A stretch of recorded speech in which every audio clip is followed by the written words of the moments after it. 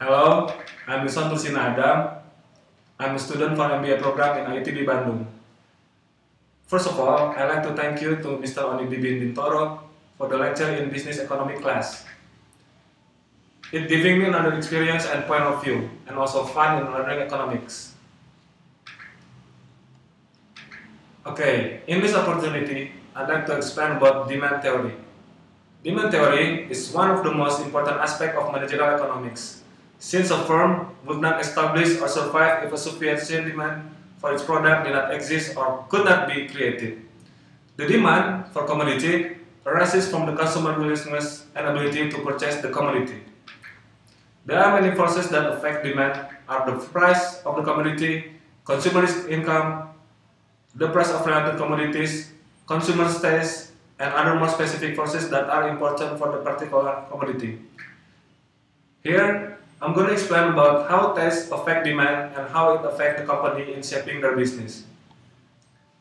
Ford, for example, in fall 1994, Ford introduced the Ford Contour and Mercury Mystic in the United States. Intended to be Ford's world car, it took 6 years to be developed at a cost of $6 billion. Consumer taste had converged sufficiently, according to Ford, so that a single car would find lots of buyers everywhere. Ford was confident that consumer taste had converged sufficiently during the previous decade as to ensure the success of its world car. As turned out, the Mondeo Contour Mystic was not very successful.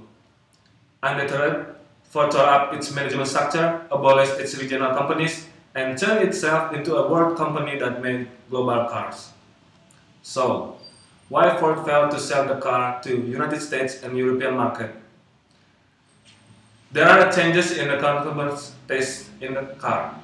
In that period, consumer preference model for cars had shifted towards sports wagon, that is cross between sedans and sport utility vehicles or SUV. Ford failed to make marketing research to capture consumers' needs. Fourth case tell us about convergence of taste.